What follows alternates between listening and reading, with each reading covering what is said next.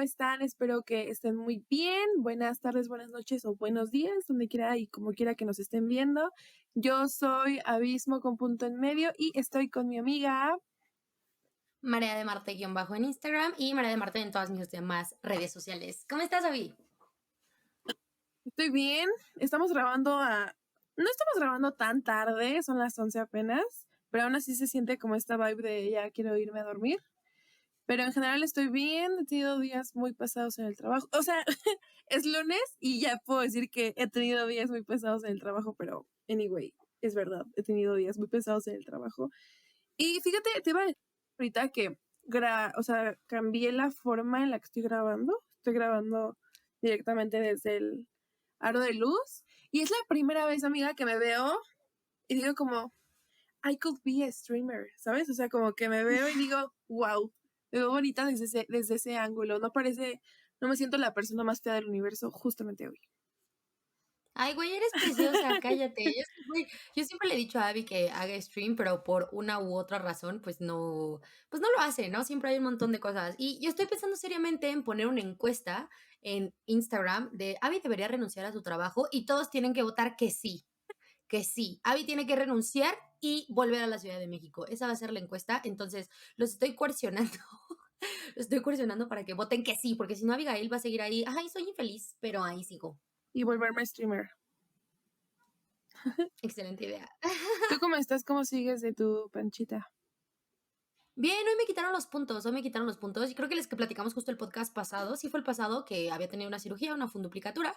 Porque ya hay un chingo de gente inventándose que me hice una cirugía. O sea, en TikTok me pusieron como, ay, hablas mucho de quererte como eres, pero te hiciste una cirugía de no sé qué, de abdominoplastía. Y yo, ¿de dónde mierda sacas su información? Y yo, uy, sí, si supieran que le tengo pavor a las agujas y a los hospitales, Abby lo sabe perfecto. O sea, creo que aunque quisiera no me sometería a un procedimiento así por el simple hecho de que tengo pánico. Pero, en fin, ya voy mejor, me quitaron los puntos, ya pude manejar, ya pude ir a la escuela. Me canso un poco, pues, por el tema de que no estoy comiendo muy chido, porque, pues, me hicieron como, me amarraron como el esófago porque tenía como muchísimos problemas de reflujo. Y pues, pero bien, o sea, me siento bien. El fin de semana justo la semana pasada no grabamos usualmente los miércoles y salen las emisiones los domingos. Y no pudimos grabar porque no nos organizábamos con los temas y entre las fechas y entre un chingo de cosas que ya les estaremos platicando. Entonces decidimos, bueno, vamos a campechanearle en esta porque no tenemos como un tema más allá de los Óscares, entonces va a estar como campechanado este podcast, vamos a tener muchas reflexiones, entonces prepárense. Sí, yo justo algo que quería hablar con Mariel, que en su momento yo le dije como, güey, hagamos un live, pero pues es difícil compaginar la vida de dos mujeres adultas con muchas cosas que hacer. Pero justo ella tuvo como demasiadas polémicas en TikTok y en Twitter porque ella hablaba sobre la romantización del feminicidio, como con estas consignas, no, no son consignas, con esas pancartas de si algún día yo no regreso, búscame en las canciones de Harry Styles, ¿no? Búscame en, no sé, en las cumbias o en el mar o cosas así, ¿no? Y justo ya En las cumbias. su posicionamiento era ¿por qué hacer esto, no? O sea, ¿por qué romantizar de esta forma? Porque sí hay mujeres que no volvieron, ¿por qué no nos preguntamos qué hacer por ellas, no? Si quieres, explícate un poquito más y te digo lo que pienso, ¿va? Pues justo esto, como justo en el marco del 8M, creo que esa también fue una de las razones por las que no grabamos el miércoles. Justo el miércoles, que es el día que grabamos, cayó 8M, o sea, 8M cayó el miércoles. Y yo ese día yo le decía a Abby y yo hablamos y dijimos, vamos a grabar. Y yo le dije, no, Abby, yo no quiero, estoy que me lleva la verga. O sea, estaba entre enojada, frustrada, triste. Yo no fui a marchar por muchísimas razones, entre ellas la cirugía, pero justo todo este tema. Y yo me sentía muy mal, yo no quería hablar. Y Abby me dijo como, ay, ¿podemos hablar como del 8M? Y le dije, güey, yo no quiero hablar de esto. O sea, no quería hablar porque ya me sentía como bien hasta la madre entre la funa, entre que tergiversaron lo que dije, entre como todas las feministas blancas opinando y diciendo cosas, pues no sé, yo me emputé mucho y como que no quería hablar de esto, pero justo, ¿no? Pues es importante decirlo. Yo lo que había, justo como en el marco del 8M, lo que yo le comentaba a Abby es que estaba un poco cansada y como que veía muy problemático. Ya lo había dicho el año pasado, justo encontré un video que lo decía, de estas consignas, estos trends, porque sí son consignas, güey, o sea, sí son consignas de nos están matando y si un soy yo, búscame en las estrellas. Y sí es un trend el año pasado en Facebook, cuando pasó en TikTok, cuando pasó lo de Devani Escobar, donde ponías esta canción de Carl, de En Saturno viven los hijos, ¿sabes? Como de esta canción que habla mucho sobre qué hubiese pasado, ¿no? Si hubiésemos estado juntos. Y la canción lo utilizaron para literalmente hablar de feminicidios y el caso de Devani. O sea, de que grabaron un chavo y le decían como poner la canción de fondo en Saturno cuando le preguntan sobre Devani y por qué estaba marchando. Y no sé, ahí de cajón como que me sentía extraña, güey, como que no me latía ese pedo. Y luego vi un chingo de influencers poniendo esa misma canción y diciendo como, si un día soy yo, abracen a mi mamá. Si un día soy yo, búsquenme en las estrellas. Si un día soy yo, no le crean al gobierno que dijo tal y tal y tal. Y no sé, como que me hizo ruido decir, güey, ¿sabes? Yo creo que fue el hecho, creo que lo que me prendió el foco de la incomodidad fue el hecho de ver a estas morras influencers blancas, privilegiadas, con una plataforma gigante, que se la pasan presumiendo sus viajes, sus zonas residenciales y como todo este pedo, haciendo este tipo de trends. ¿Sabes? Así como si un día soy yo, bla, bla. Porque yo pensé y dije, cuando yo veo un cartel desaparecido, o de una mujer desaparecida, cuando yo veo las estadísticas de las asesinadas y cómo se ven físicamente, es como la gran mayoría no se parecen a estas influencers. La gran mayoría no viven en estos lugares donde viven estas influencers, ¿sabes? Entonces, para mí fue como ¿te estás burlando? ¿O estás queriendo tú ser la siguiente? ¿O estás queriendo, no entiendo, como, ¿cuál es tu propósito de hacer ese tipo de videos y hacer este tipo de trends? Es decir, matan 11 mujeres al día, de acuerdo a estadísticas oficiales. Y eso en números solamente como de lo que, o sea, mínimo 11 mujeres al día. Pueden haber más, definitivamente lo creo. Muchos no los conocemos y no los conocemos porque no suceden sobre todo en la Ciudad de México o en las grandes ciudades. Suceden en zonas rurales, suceden en lugares de gente empobrecida, suceden en las periferias, ¿sabes? Y suceden con un grupo de mujeres en específico, que todas estamos susceptibles en México, sí, porque vivimos en un estado feminicida, pero unas con mayor y menor probabilidad. Y exactamente las que tienen menor probabilidad por todos los privilegios que tienen de que esto les suceda son las que hacen estos trenes pendejos y las que hacen este tipo de consignas. Y a mi parecer, de manera personal, yo creo que esto lo hacen justo porque se ven tan alejadas de esta realidad que es como se les hace fácil hacerlo, ¿no? Porque, pues, güey, es muy poco probable que te suceda. Yo creo que no tienes tanto ese miedo interiorizado, ese pavor de esas cosas que neta tú dices, güey, no las digo ni en mame, güey, no las digo ni en mame, ¿sabes? Yo lo que vi es, vi tu TikTok de hace un año y vi tu TikTok recién y vi la, como la misma postura de otras personas en TikTok y en Twitter, sobre todo en Twitter, ¿no? Que es la red social en donde yo vivo. y se criticó mucho el hecho de que parecía más que una invitación a la reflexión, como una crítica, ¿no? De si vas a marchar de esta forma o tu presencia en la marcha va a ser de esta forma, no la queremos, ¿no? Como si genuinamente la gente estuviera diciendo, si esta es tu forma de marchar, mejor no marches, ¿no? Y creo que esa nunca fue lo que se dijo, ¿no? Para empezar desde ahí, ¿no? Pero, y de hecho ya lo hemos hablado aquí en el podcast, ¿no? De que la gente en redes sociales, tanto quien se expresa, suele ser muy dogmática, al igual que la gente que reacciona, ¿no? O sea, como que no hay una comunicación real dentro de las redes sociales, ¿no? Eso por un lado que lo hemos tocado casi siempre, algún día profundizaremos en ello, ¿no?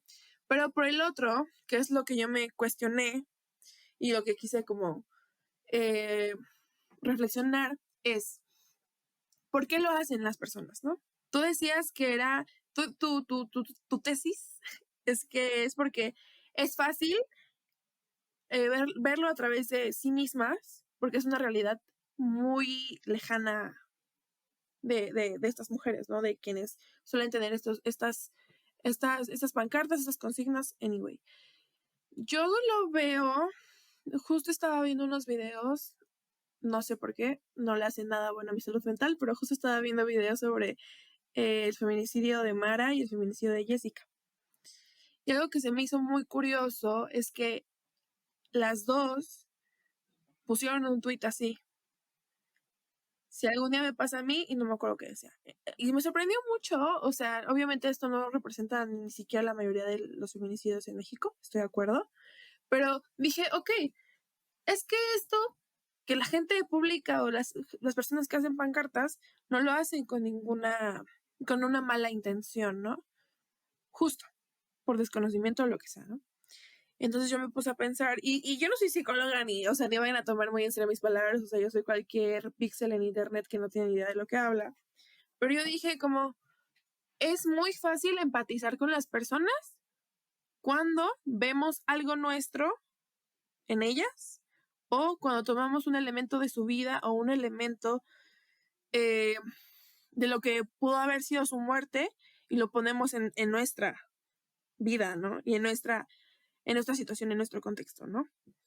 Entonces siento que viene desde esa imaginación de ese escenario en el que yo ya no estoy, como muchas mujeres ya no están, cómo poder humanizarla, ¿sabes? Y hasta este punto no me parece tan grave porque es como de, es muy fácil cuando hablamos de estos, si no estás 100% sensibilizada, es muy fácil que tú lo veas solamente como una cifra. Entonces creo que es un intento algo torpe por convertir a esa mujer en algo que no es una cifra. No sé si me doy completamente a entender. Sin Sí, embargo, sí, no, que ajá, ajá, sí.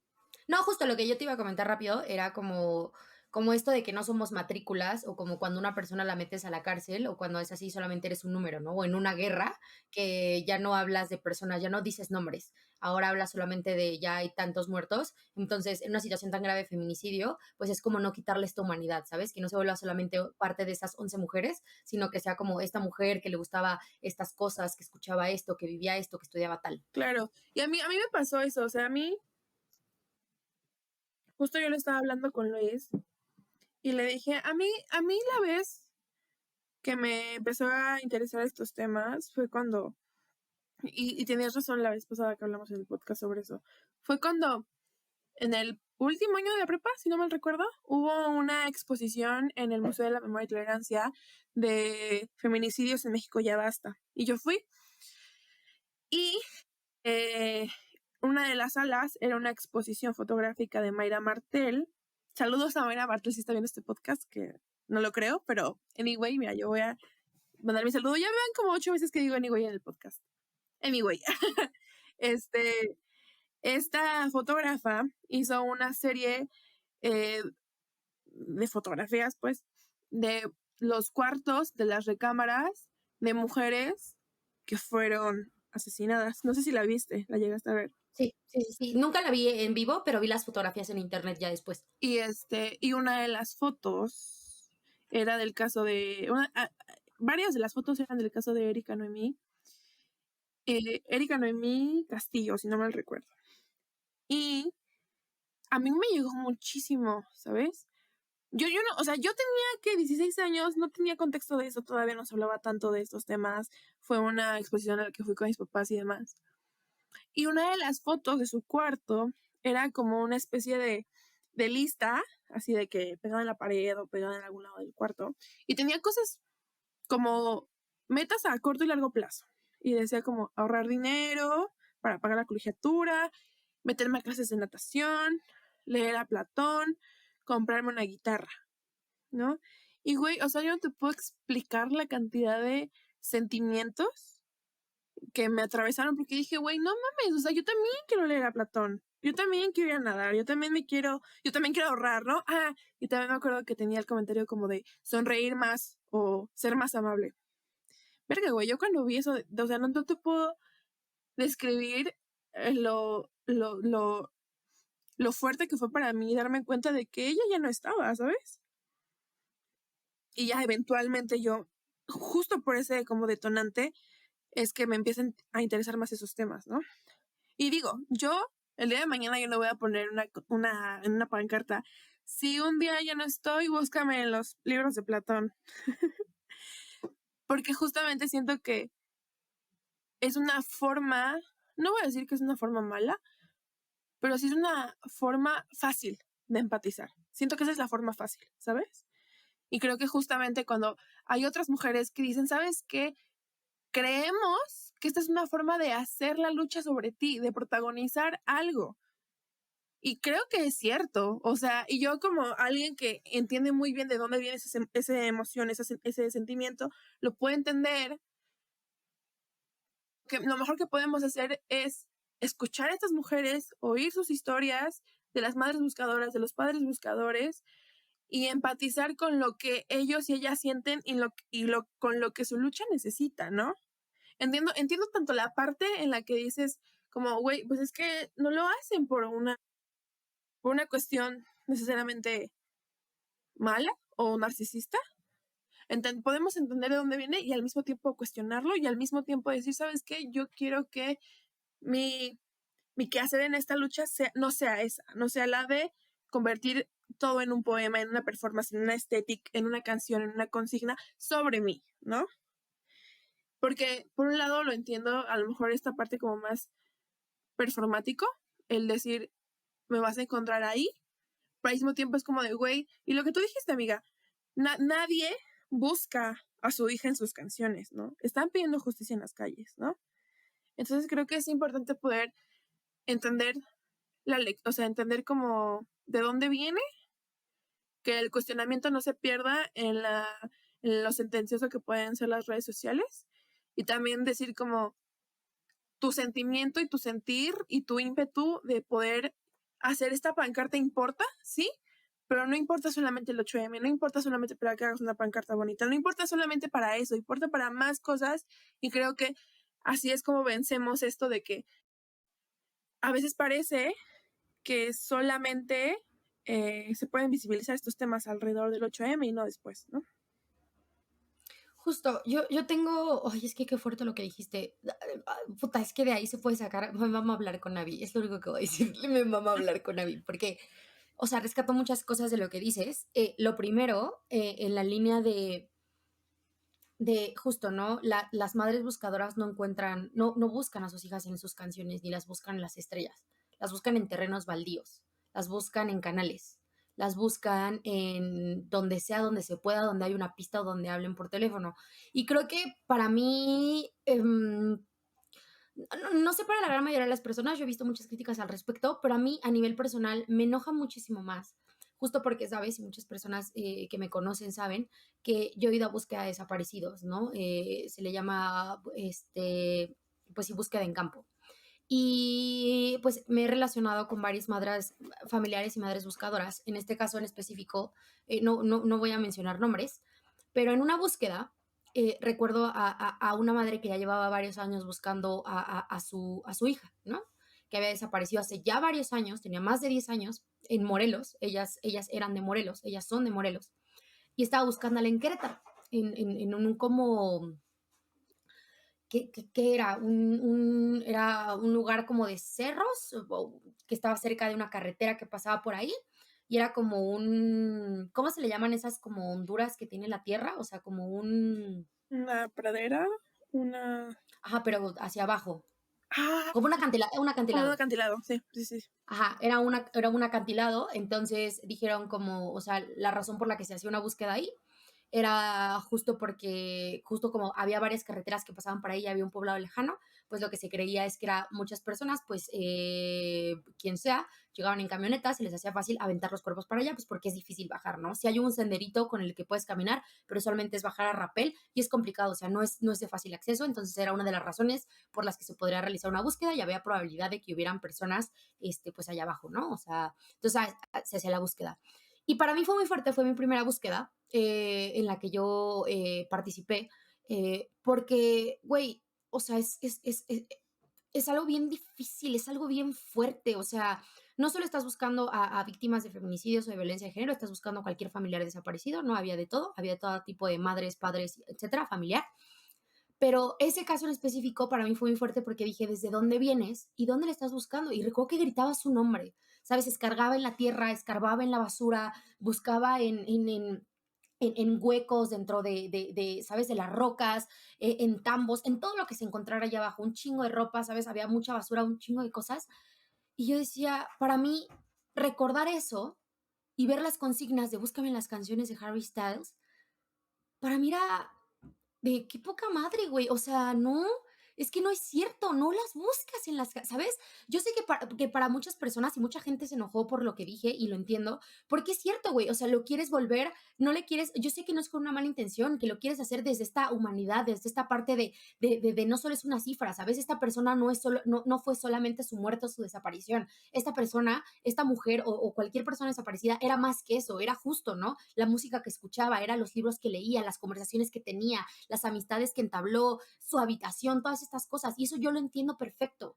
Pero chance, la situación tan grave o chance mi experiencia personal con esto, para mí es como ver esa situación era, güey, es que me encantaría decirte que sí es así, ¿no? Me encantaría decirte que sí es así, que la gente sí la busca y que la vamos a encontrar en las canciones de Harry Styles y que vamos a encontrar a las morras en las estrellas y en lo que creas y en el cielo y que ya están en un lugar mejor, etcétera.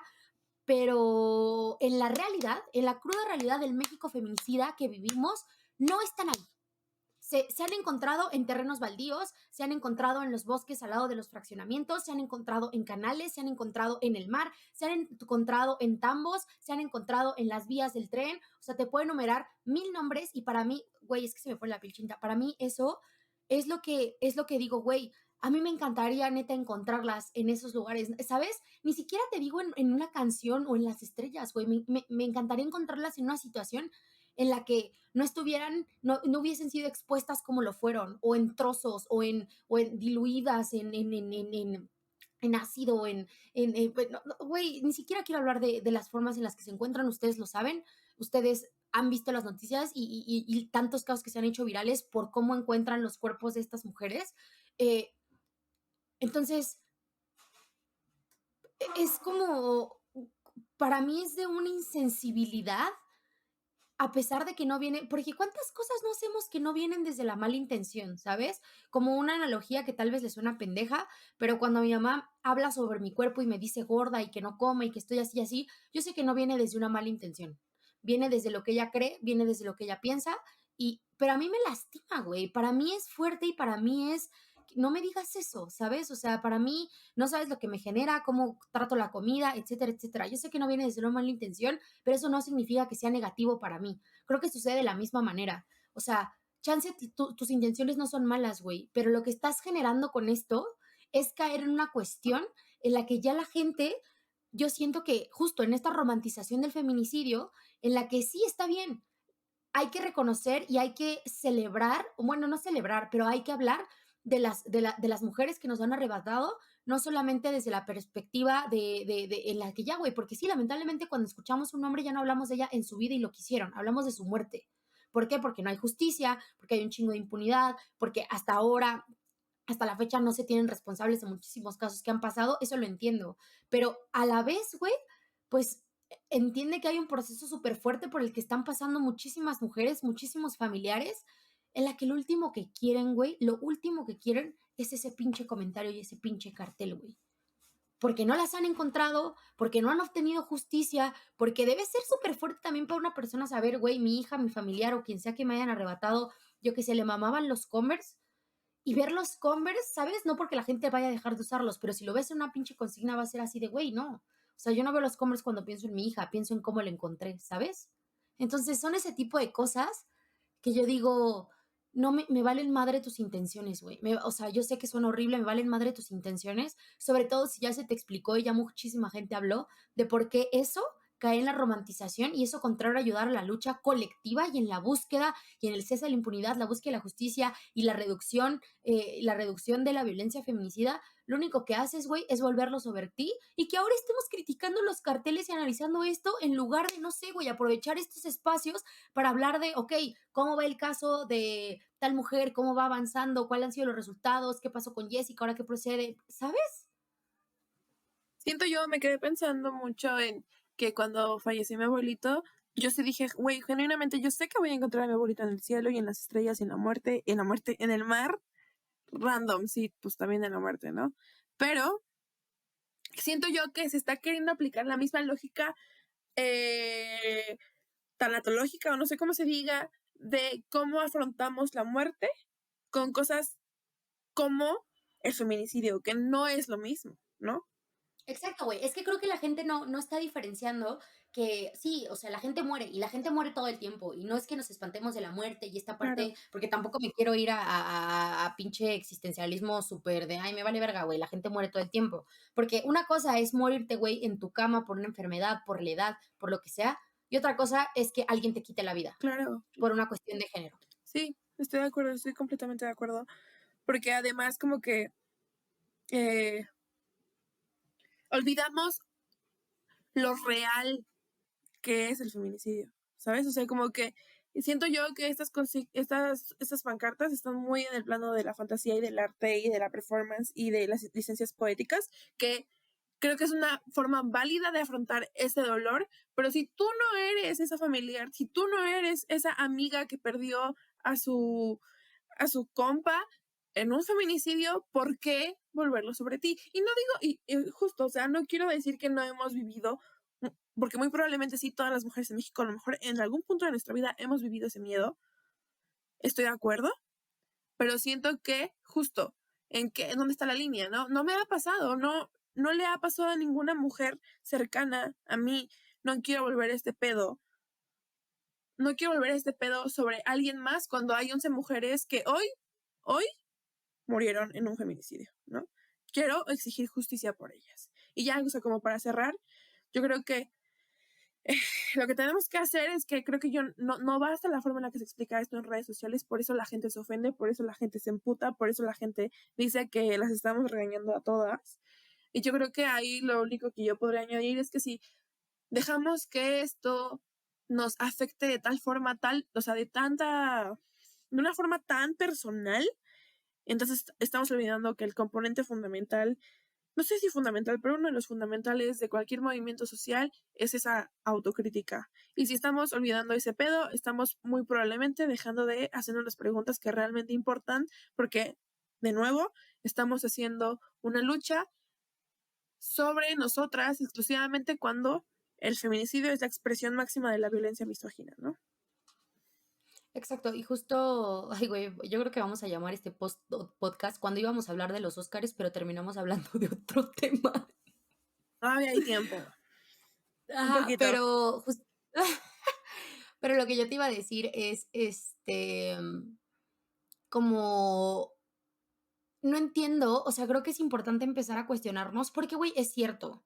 Cuando yo empecé a empatizar con el movimiento feminista, porque como yo ya he contado varias veces, Abby fue la que me acercó al movimiento porque yo lo rechazaba de una manera impresionante. Yo estaba orgullosa de ser machista, o sea, neta, si vieran qué bueno que ya perdí ese Facebook, que me lo hackearon, porque si vieran mis publicaciones dirían pinche vieja lamentable, y sí, pinche vieja lamentable con mentalidad lamentable.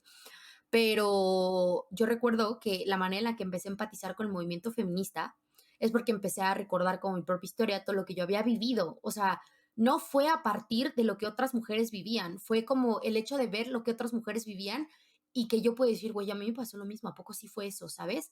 Y posteriormente yo entender el miedo que tenía, que era un miedo colectivo, era un miedo que compartía con más morras, y decir, güey, claro que voy a seguir porque yo no quiero que me pase a mí eso. O sea, a pesar de que, en primer lugar, el hecho de decir, estas cosas ya las viví y entiendo que las viví, que fueron violencia, que fueron abuso sexual, que fueron todo esto. Y por ello digo, güey, entonces el movimiento está chido porque quiere erradicar eso en otras personas, pero más allá de eso fue esto de yo no quiero que me pase estas expresiones máximas de violencia o cosas que pueden ser muchísimo más violentas que las que yo viví, ¿no? No por invalidar lo que yo viví ni nada, pero pues hay expresiones de violencia que son como irreversibles, ¿no? Y hay otras que son, pues, ¿sabes? Como esta parte de la violencia, ¿no? De las escalas y de cómo la medimos. Y creo que la gran mayoría de las personas empatizan a través de ahí, ¿no? Con los movimientos sociales. O sea, es decir, la gran mayoría, y yo recuerdo mucho un discurso, bueno, no un discurso, sino como que grabaron a Yesenia Zamudio, la madre de una víctima de feminicidio, de Marichuy, de esta chava que murió en el poli, que la aventaron de un departamento, que estaba estudiando ingeniería petrolera en el poli. Y recuerdo que justo la grabaron en un mensaje que se volvió súper viral, en donde ella decía como, yo no soy feminista, yo no soy ni madre, o sea, yo no soy ni madre, yo estoy aquí para exigir justicia por mi hija. Y pues eso coincide con el movimiento feminista. Y pues si quiero romper y si quiero desmadrar y todo, bla, bla, yo no sé por qué lo hacen las demás. Yo lo hago porque mataron a mi hija y quiero justicia por mi hija, ¿sabes? Y entonces te pones a pensar, güey, y hablando, y si tú escuchas a las madres de víctimas y a los familiares de víctimas, te das cuenta que que la gran mayoría ni siquiera militaban en el movimiento y a muchas ni siquiera les interesa el movimiento feminista. Están exigiendo justicia porque las circunstancias que vivieron, las situaciones tan injustas y tan culeras que vivieron, tuvieron que llevarlas a militar en el movimiento, a pedir justicia y a relacionarse con estas personas que por X o Y razón empezaron el movimiento, ¿no? Y entonces, para mí sí es un pedo que la gente diga, ay, si un día soy yo, pues por eso uno, porque un día puedo ser yo, ¿sabes? Como estos vatos que dicen como, ay, es que sí, yo estoy de acuerdo porque tengo a mi mamá y una hermana. O sea, ¿por qué buscar empatizar con la banda a partir de, ay, es que le podría pasar a mi hermano y hermana? No, güey, no es por eso. Es porque le puede suceder a cualquier persona y a cualquier morra y porque es algo que ya está sucediendo, ¿sabes? O sea, no le tiene que pasar a tu mamá y a tu hermana para que tú seas tantito empático con el movimiento feminista y lucha por la emancipación de las mujeres y que entiendas que literalmente hay un estado feminicida que está masacrando a mujeres por el simple hecho de serlo.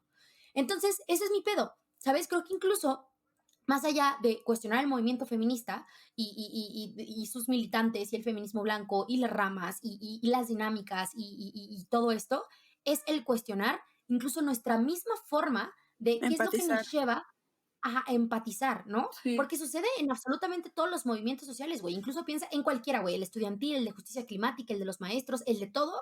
La gran mayoría entran o entramos a eso porque, ay, güey, sí, claro que voy a entrar al movimiento de justicia climática porque yo no le quiero que eso le pase a mis hijos. Porque yo no quiero que, ay, porque, güey, no puedo respirar o porque ya me está quemando un chingo el sol.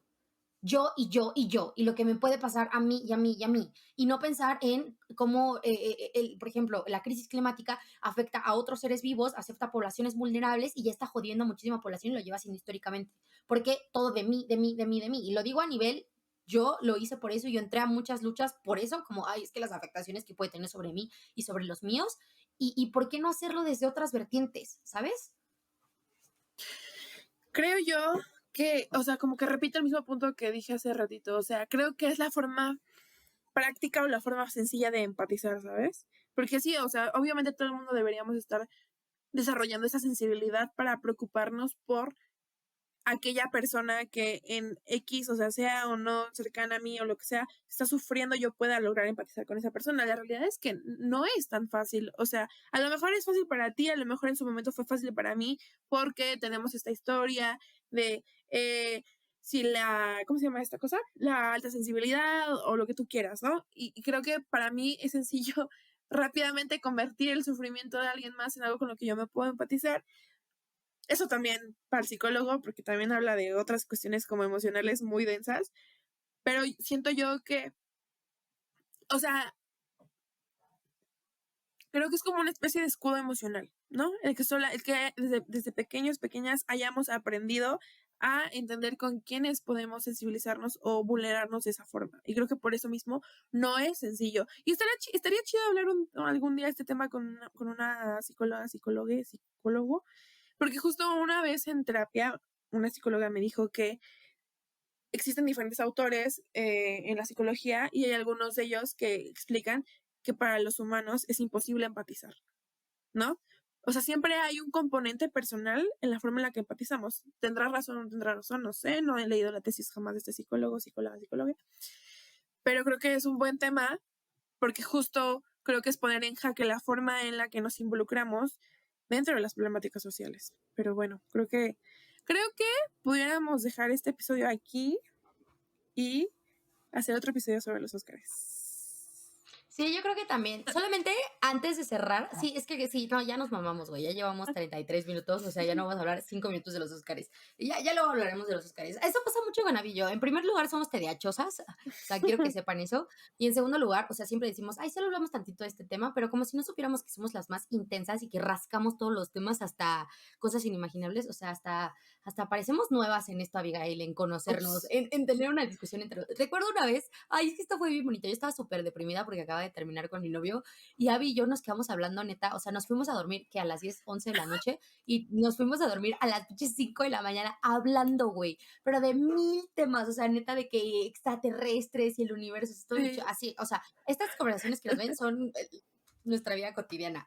Pero yo tengo una pregunta que es algo que estaba reflexionando mucho y justo me puso a reflexionar, o sea, esto está cagado porque sí voy a hablar un poco de los Óscares, pero justo al ver la película de La ballena de Brendan Fraser, como Fraser. sea, Fraser. Fraser, Justo mucha gente, o sea, yo vi muchos videos antes de verla, en donde hablaban, no veas esta película porque es gordofóbica, está hecha desde una perspectiva gordofóbica, llega a ser revictimizante, si tienes un trastorno de conducta alimentaria o tuviste o estás, pues no la veas, ¿no? Como que mucha gente, sobre todo personas dentro del activismo corporal, personas gordas, pues te recomendaban no hacerlo, ¿no? Yo recuerdo que vi tus críticas en Twitter y toda esta parte, yo la vi, güey, y yo lloré un putero, o sea, yo lloré a madres, o sea, a mí me gustó muchísimo, entiendo mucho, entiendo muchísimo la crítica y entiendo muchísimo por qué es tan problemática, pero ahí va la pregunta, o sea, esto en relación con lo del tema que hablamos de los feminicidios y cómo es que una realidad, como sucede en The Whale, cómo es que una realidad, un contexto que sucede, eh, ¿en qué momento, en qué momento es cuando ya cruzas ese límite? ¿Sabes? O cuál es el punto en el que dices, güey, ya no puedes hacer ningún tipo de arte con ello, sea con la intención que tú quieras de concientizar, de hacer pasar un buen rato a tu audiencia, etcétera, como lo que tú cuentas de las fotografías. Es decir, ¿por qué esa exposición no la consideraron revictimizante, ¿sabes? A pesar de que mostraba las habitaciones, ¿no? Es decir, si hubiera ido un familiar, se hubiera sentido cómodo. Si hubiese ido una persona, un familiar de una víctima de feminicidio, se hubiera sentido bien. Si yo como mujer más expuesta a este tipo de violencias, ¿cómo hubiese sentido? ¿Sabes? Existe mucha música alrededor de la violencia feminicida. René, que hace, bueno, no recuerdo si se llama René, la neta no voy a decir nombres, pero por ejemplo la canción de puta, ya ni me acuerdo de los nombres, pero hay mucha música alrededor de como de la violencia de género, que una que habla de cumbia femenina, así se llama, y habla como de esto, de lo que estás expuesta y que al rato no salga feminicida, o sea, utiliza esas palabras, exposiciones de fotografía, notas periodísticas, un montón de cosas que pueden, música, poemas, bla, bla, bla. Entonces, esa es mi pregunta, güey, o sea, ¿en qué momento ¿en dónde está esa línea, güey? ¿En dónde está esa línea en donde estamos siendo protagónicos y romantizando una situación, como lo que sucede con The Whale, que no creo que sea una romantización, pero sí creo que es algo que puede ser problemático, pero que refleja una realidad, o sea, que refleja en una realidad, lo que me refiero es, hay personas que sí, probablemente están, no, hay muchas personas que están pasando por problemas de depresión muy fuertes, en este caso lo reflejó con un problema de sobrepeso, pero ¿dónde está la línea, güey? O sea, ¿dónde está este punto? Porque a mí me pareció, o sea, algo que yo te quería preguntar justo de esto, si hablábamos de los Óscares, es, es cuando digo, Avi, pero es que yo lo que te iba a preguntar iba a decirte, güey, pero Avi, es que entonces cuando ya no podemos hablar de problemáticas que son difíciles, ya no podemos hablar de situaciones que pueden ser violentas para otras personas porque lo están viviendo, ¿en qué momento se dejan de contar? O sea, yo te tenía como todas estas preguntas, como toda esta reflexión como porque genuinamente no lo entiendo, o sea, no sé en dónde está la línea. Y lo mismo que con esta parte de los feminicidios, te iba a decir como, Avi, entonces ya no podemos hacer música al respecto, poesía, literatura, con los fines que quieras. O sea, ¿sabes? Esa es mi duda. Me gustaría saber qué piensas. Yo creo que hay muchas líneas. Por un lado, o sea, hablando específicamente de estos letreros en las marchas feministas, yo creo que la línea está en que o sea, yo veo esa pancarta, lo que tú quieras, y yo no pienso en las víctimas. Yo pienso en esa persona, ¿sabes? O sea, y justo creo que ese es el punto, ¿no? O sea, como que creo yo que cuando queremos no, perdón, representar una realidad, tenemos que hacerlo con respeto hacia la realidad de la persona que se está retratando, ¿no? No volvernos sobre nosotras y nosotros. O sea, por ejemplo, hay muchísimos performances en las marchas feministas, ¿no? O sea, el arte no está peleado con la lucha social, al contrario, yo diría, aquí yo me voy a poner muy teoría crítica, ¿eh? Uno de los componentes más importantes del arte es justamente esta disrupción social, ¿no? O sea, yo no creo que esté peleado, yo creo que simplemente es diferente porque en esta consigna, en esta pancarta, lo que sea, no estás hablando de las víctimas, estás hablando de un miedo que tú tienes que es muy, muy válido, pero que al final estás en una marcha para hablar de tus miedos cuando hay otras mujeres que sí fueron asesinadas. O sea, esa es como la cuestión, ¿no? Ahora, en el caso de The Whale, para empezar, es una película que no es consciente del problema tan grave que es la gordofobia, ¿sabes? Porque todo el tiempo te lo pintan como este hombre que está luchando contra la obesidad. Nunca te hacen evidente un problema de salud mental, nunca te hacen evidente un problema de un trastorno de la conducta alimentaria. O sea, como que todo el tiempo es como de este hombre que llegó hasta ese punto porque nunca paró de comer, ¿sabes? ¿Sí lo viste así? Bueno, es que yo, para mí fue, o sea, para mí, no porque sea sabionda ni crítica del cine, pero yo en cuanto lo hablé con mi pareja y dije, güey, es que esto es un pedo de depresión, o sea, como que ni siquiera o sea, sí era, porque incluso él lo dice, ¿no? Como, se me salió de las manos, ¿no? O sea, fue un pedo que se me salió de las manos, pero para mí era evidente que era un problema de depresión severo que nunca trató sobre la pérdida de una persona, ¿no? Para mí, pero entiendo por qué para muchos sí, sí, o sea, sí, no estaba implícito que era un problema de depresión. Pero ahora te hago una pregunta. ¿Por qué si es un tema de depresión? O sea, tú, más bien, si es un tema de depresión, si el problema principal es la depresión y la pintura lo retrata así, ¿por qué entonces usar el recurso de que es una persona gorda? Porque pudo haber sido una persona delgada, pero, Sí, sí, sí, ajá. pero una persona delgada no te iba a dar esas grandes tomas. Con una persona delgada no lo ibas a poder pintar como una ballena. Y yo sé que al final la ballena, o sea, o la metáfora de la ballena no es sobre los cuerpos grandes, es sobre los problemas, ¿no? O sea, si no mal recuerdo, sí, o sea, es como el problema, ¿no? No, o sea, en teoría no, ¿sabes? Pero no ibas a poder generar ese morbo con una persona delgada. ¿Por qué? Porque las personas gordas nos incomodan, porque las personas gordas nos dan asco, porque las personas gordas nos causan esta repulsión, ¿no? Porque todo eso es gordofobia, ¿sabes? Y Sí. también, esa fue también lo que tú dices fue mi primera lectura. O sea, para mí era obvio que Charlie no era un güey que comió hasta que quedó así y entonces ya después no pudo dejar de comer. No, yo también lo leí como, es que es un hombre deprimido, ¿no? O sea, es un hombre que aparte de quedarse solo por su pareja, se quedó solo por su familia, ¿no? Etcétera. Y que además era homosexual. Y que además era homosexual. Entonces, justo, o sea, creo yo que si tú no tienes esta conciencia social sobre todas estas violencias, para ti es muy fácil decir como, ay, no, pues sí, es que los gordos no se cuidan. Es que cómo se pudo descuidar tanto que lo llevó hasta ese punto, ¿no?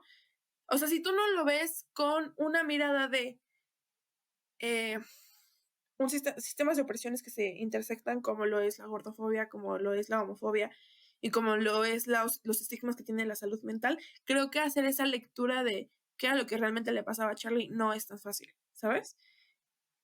Eso y con todo lo que juega la cámara de constantemente acertar como todos los estigmas que hay hacia la gordofobia, ¿no? Comer mucho, comer con descontrol, comer puros dulces, rechazar siempre la comida saludable, no querer ayudarse, no querer ir al hospital, no sé, ¿cuál más?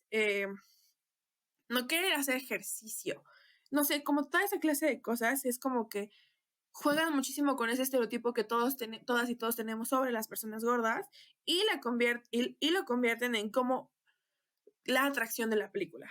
No sé, o sea, a mí también me impactó muchísimo, sobre todo porque yo lloré cuando Charlie tiene la primera cena en la que abre el cajón de donde están las barritas y luego abre el cajón de donde están los dulces y lo come y luego se siente mal. O sea, porque fue como de, güey, yo pasé eso, o sea, yo soy una mujer que hasta la fecha tiene un chingo, no sé si tengo un trastorno de la conducta alimentaria. En su momento mi psiquiatra como que me dio a entender que sí, pero no quería prender tanto las alarmitas rojas. Pero soy una mujer que vive luchando con conductas de riesgo alimentarias, ¿no? Entonces yo me vi muy reflejada en el cuerpo de Charlie, ¿sabes? Pero al final la sensación que te da la película es de no querer ser Charlie, no querer comer, no querer hacer todas esas cosas que llevaron a Charlie a ese momento tan crítico de su salud mental y física. Entonces, no, y creo que es una gran película. Pero creo que es muy fácil perderte en los mensajes que tiene la película por la forma en la que está filmada y por los recursos que usaron para justo ser, no sé si más polémica o más morbosa o que te impacte más, ¿no? Porque todas las escenas en las que Charlie se intentaba mover o parar, te impactaban y decías como, güey, qué pedo, ¿sabes? Y aparte de que muchísima polémica rodea a la película, sobre todo este discurso que dio Brendan Fraser cuando ganó, no sé cuál premio le dieron, no sé si era el de como los Óscares británicos o no sé, no me acuerdo qué premio le dan, pero en su discurso dice como, si tú eres como Charlie, una persona que lucha contra la obesidad y bla, bla, bla.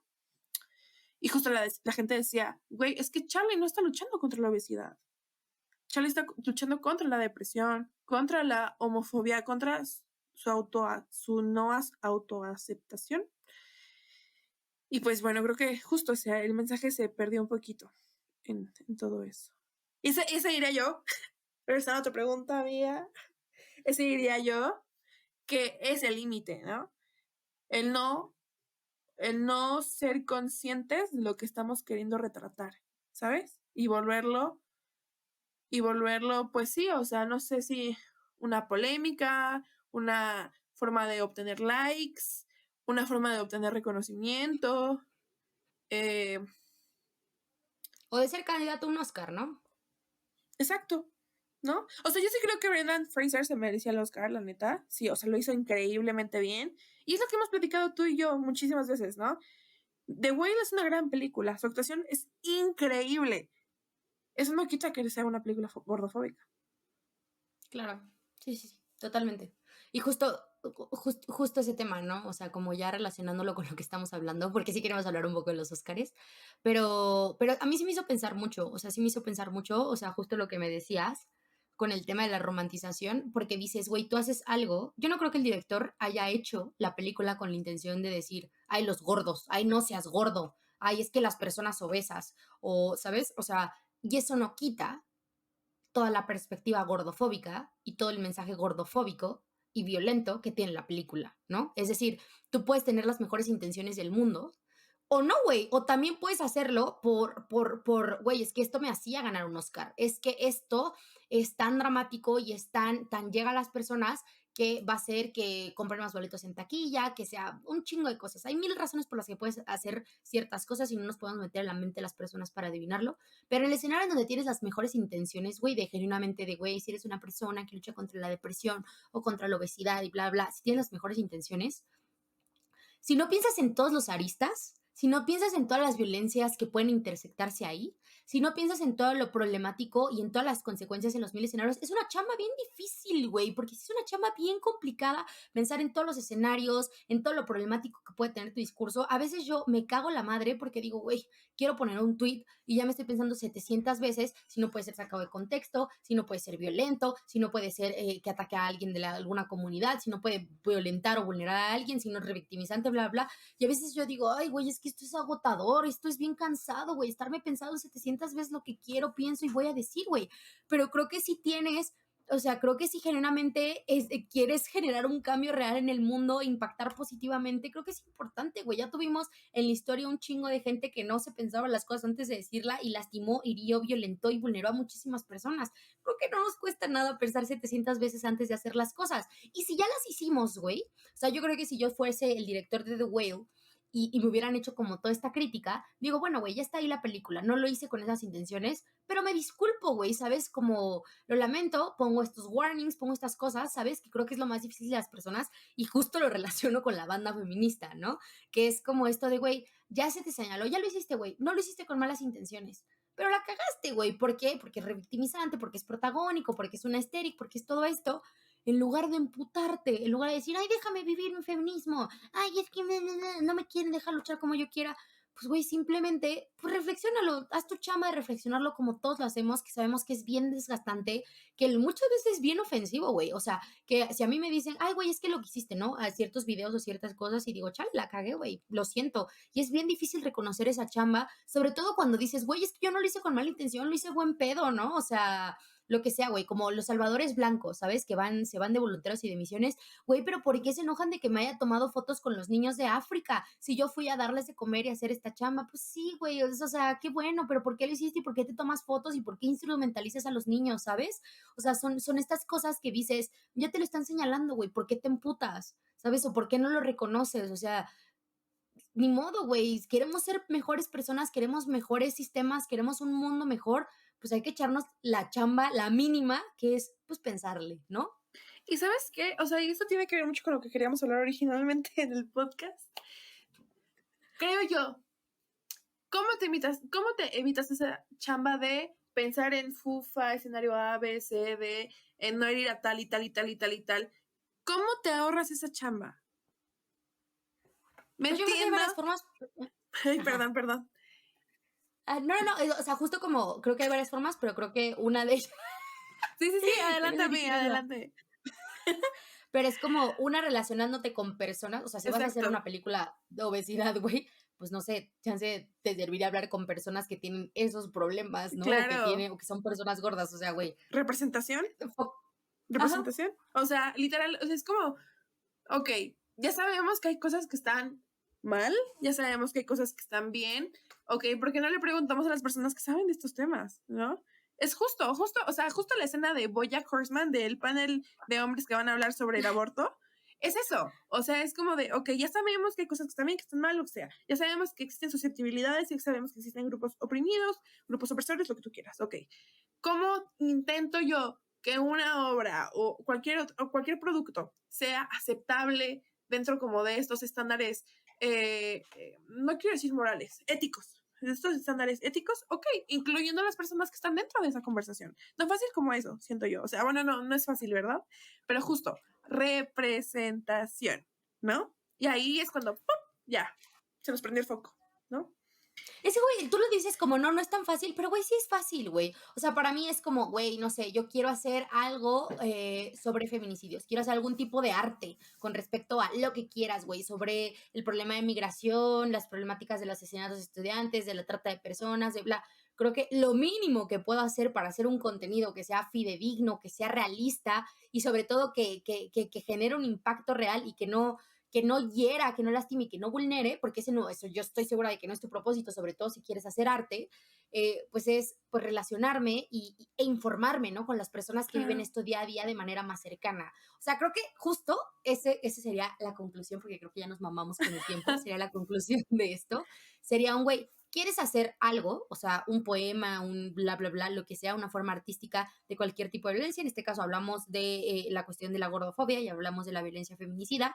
Pues creo que lo más fácil es, chance si no conoces a una persona y te es difícil relacionarte con una persona que ha vivido esa violencia, que yo creo que muchas personas se encuentran abiertas justo por la violencia que quieren erradicarla y que no quieren que se repita, que se encuentra abierta como a discutir estos temas y brindarte su punto de vista, pues de menos informarte, ¿no? Hay muchas opiniones, hay muchos discursos, hay muchos debates, un chingo de cosas de personas, hay foros, existe el internet donde te puedes comunicar vía mensaje, pues justo para pues no quieres que te critiquen, no quieres que te jodan, no quieres que te humillen o sepa la chingada, lo que sea, pues de menos, güey, pues quieres hacer arte, nadie está peleado con tu arte, güey, pero pues platica con la gente que ha vivido esto, ¿no? Si quieres hablar tú, quieres hacer arte de algo que no vives o que no has vivido, Claro. ¿sabes? Lo mínimo que puedes hacer es preguntarle a esta banda que sí.